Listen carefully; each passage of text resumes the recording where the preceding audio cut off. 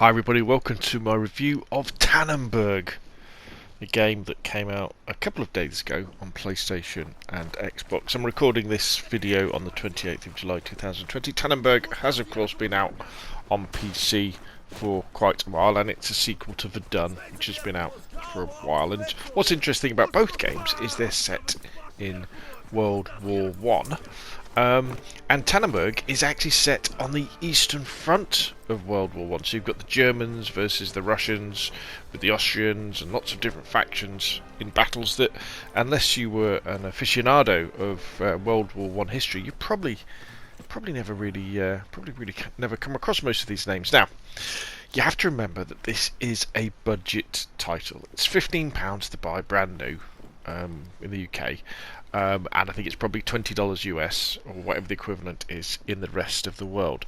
It's been put together by a small team of developers. And obviously this is reflected in the way the game looks.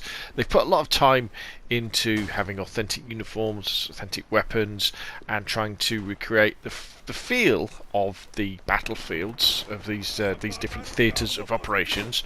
But you know, these guys haven't got the resources of DICE for a Battlefield game. You know, they haven't got the resources of like a Hell Let Loose or a Call of Duty. This is much smaller. And you've got to take that into account, because undoubtedly if you were playing this on an Xbox 360 in the early days of the Xbox 360, or a PlayStation 3 of the early days of the PlayStation 3, you'd probably be like, actually this is alright. And sometimes it kind of feels like you're playing one of the original Call of Duties from Xbox 360 and PS3 days, like is that Call of Duty 2 and Call of Duty 3, that sort of thing. So if you're watching this video on a mobile phone or a small screen, it probably looks quite alright. You probably think, well, this looks alright, but trust me, when you're playing it on a big, 1080p TV and the like, it definitely doesn't look that great. It definitely looks last gen, and remember, we're just about to go into next gen, aren't we? Right. But now we've got that out the way, let's put that to one side and talk about the gameplay. So the main game mode is what you're seeing here, which is called Maneuver, which is very similar to Conquest in Battlefield. So you spawn in a captured sector, and then you have to push forward, or you can defend, I guess, and take enemy sectors. If you have more soldiers than the enemy in the sector's capture zone, then you capture it, and then the winner is the team that either captures all the zones and cuts off their headquarters, or when the timer runs out, whoever's scored the well, kind of, it's like Battlefield, it's in reverse. Got the least points kind of thing. They're the ones that lose. And I have to say, I've actually had a lot of fun playing this game and the remaster of Verdun, because they've redone Verdun. And what happens in this game is you play as squads, and you've got a few different roles you can have. But basically, you're either a rifleman, or you're an officer who's got a pistol as well. And all the rifles so far that I've come across, they're all single-shot bolt-action rifles, so it's very slow and methodical shooting, and I don't think there's any scopes at all in the game. Now, I could be wrong about that, but I haven't come across any, and I think they deliberately took them out of the game and made it iron sight only, just to reduce the instances of snipers sort of hanging at the back of the map and just blatting people from across the map. And what this leads to is it's quite a tactical shooter that's about positioning and not doing what I do a lot in this game, which is I snatch my shots too much. So instead of waiting, holding my breath and then shooting, often I get the first shot in against the enemy, but I miss them and then they shoot me. You've got things like a gas mask to put on when gas attacks come in. But you can take your time, you can go around the flanks, you can see where the enemies are capturing or it might be attacking, or where your friends are attacking, and you can think, right, where's the best place for me to go? And you can be all sneaky like this, crawling along, or you could charge through the middle, whatever you want to do. And I've got to say, in every single game I've had a good time. Now, there's not many people playing this game. When you fire up the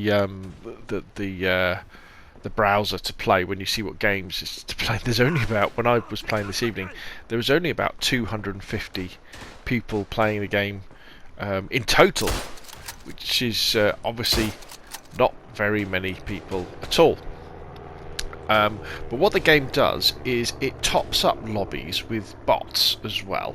So if you do get into a lobby where there's not that many people playing, it'll top it up with bots. But also, you can play offline with just you and bots fighting each other, which is actually, I've done that quite a bit too, and that's actually quite a lot of fun, I've found. And you definitely get the feel, and it allows you to get used to the mechanics, you know, the moving around the map, which is very slow and deliberate, and the gunfire, you know, it's a very slow aim down sight, and then you've got to make sure you get that first bullet on course, on target. So the question is it worth buying? You know, should you be spending the price of, you know, a few posh coffees on this game? But I like to think about things in terms of time. You know, is it worth you investing the time? And I think if you've got some space in your gaming schedule for a tactical first-person shooter, you know, it's very, very simple. You know, some of those classes do have grenades in this, some have swords and things like that, and you can be an officer and you can issue orders and spot enemies and do that sort of stuff. But mostly it's just moving around the map and then using a bolt-action rifle with iron sights to shoot at enemies. So, you know, if you're not in the right place at the right time, you're going to die and you're not going to be able to take out the enemies. If you've got a space in your schedule for that and you're thinking, yeah, I wouldn't mind trying that out, then obviously there's not much of a financial outlay to have a go with Tannenberg. Now, I do know that lots of people will be put off by the graphics, and you'll fire it up and you go, oh my god, this is a PlayStation 2 game. But if you just give it some time, especially I would say create a local game against bots and make the bots easy so you can get used to the slow ADS and the slow way that you kind of move around the map, then I think it's definitely worth having a go. And I will definitely be playing some more of this game, because once you get into the mindset of the graphics, I think this is it's one of the versions of the Unreal Engine, isn't it? Once you get into the mindset of it, and hello, I'm about to stick this guy. Some of the maps look actually quite nice, and I do enjoy sneaking around. And again, because there's no aim assist, at least I don't think there's any aim assist on this game, when you do get a kill and you manage to shoot someone and they die, it feels really good. You're like, oh wow, that was an achievement to actually kill somebody. I don't know what I was doing there. To kill somebody in this game. Ooh.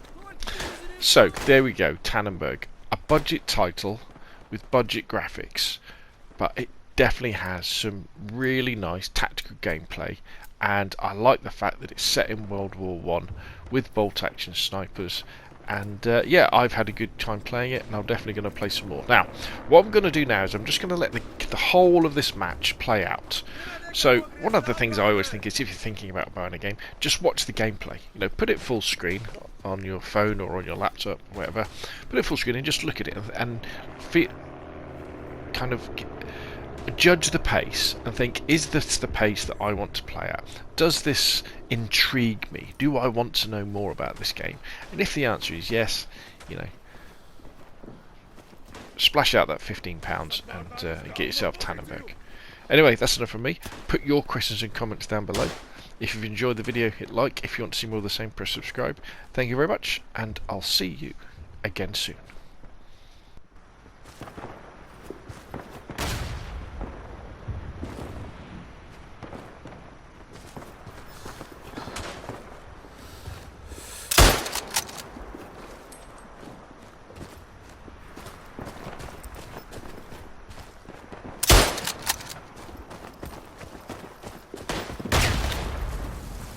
Došli si na k pozícii, si nogrieztas! Прикрывайте!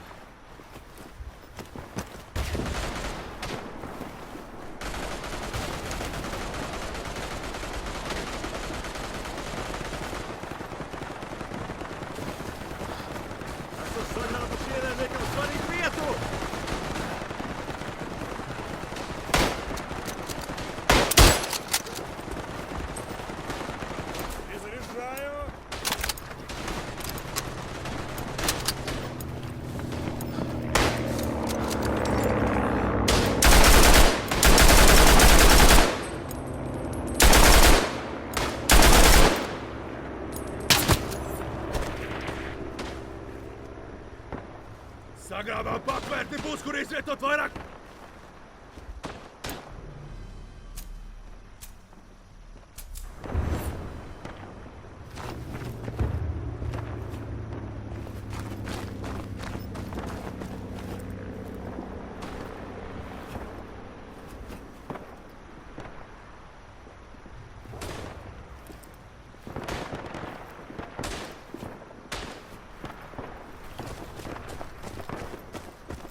Velc savu dirsu atpakaļ!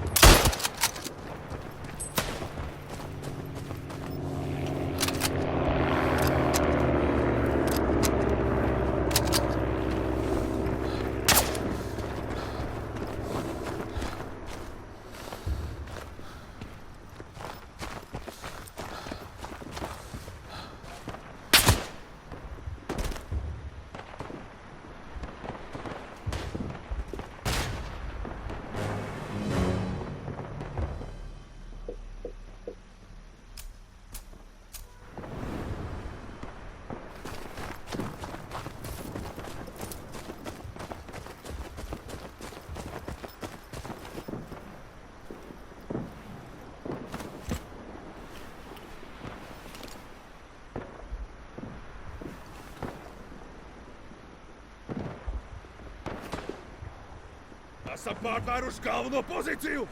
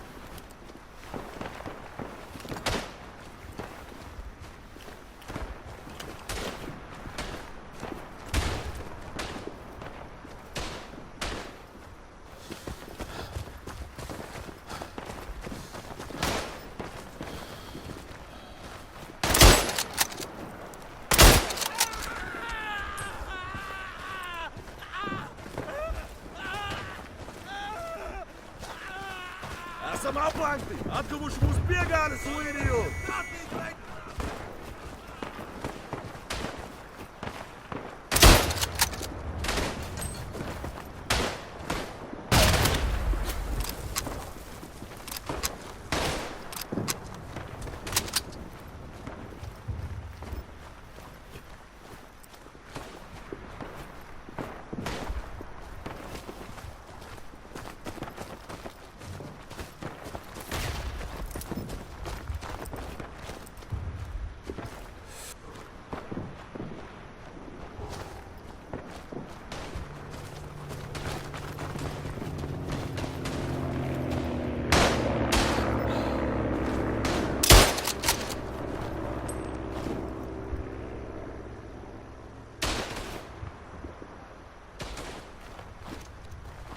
Atacante obiectivul, băieți!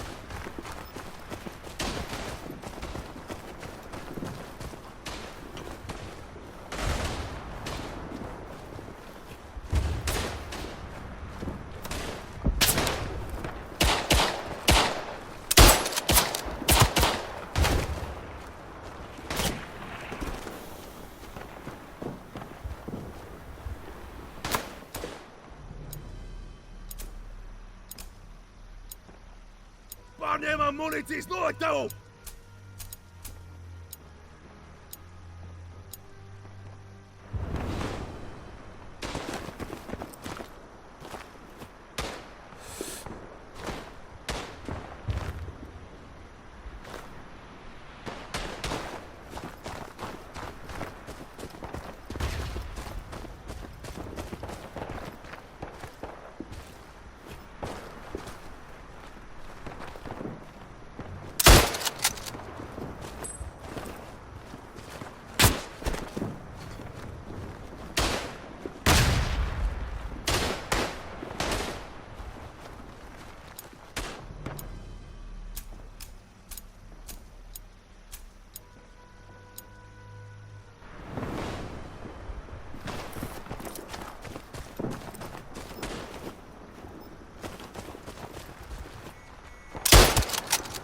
Labi pastrādāts! Esam ielaiduši ienāk...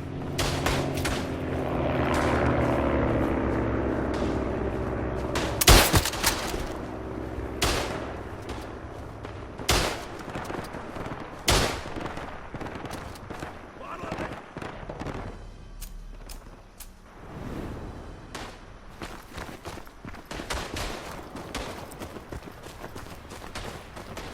Sagrābām ienaidnieku galveno atbalstu punktu!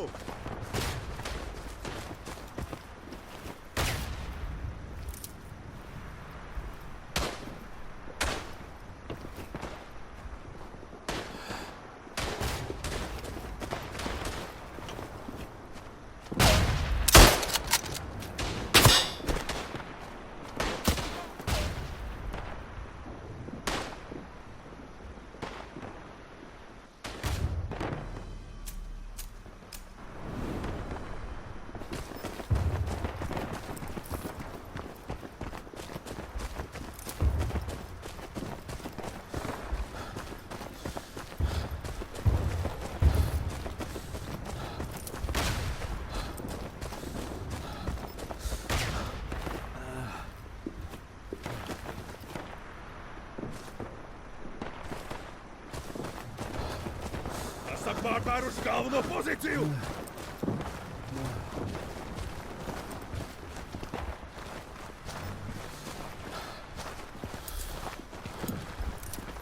Atacant!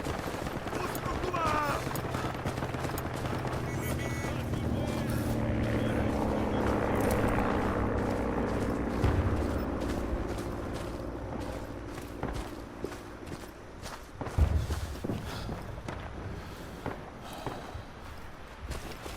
Esam pārņēmuši pozīcijas! Bēdiet pa...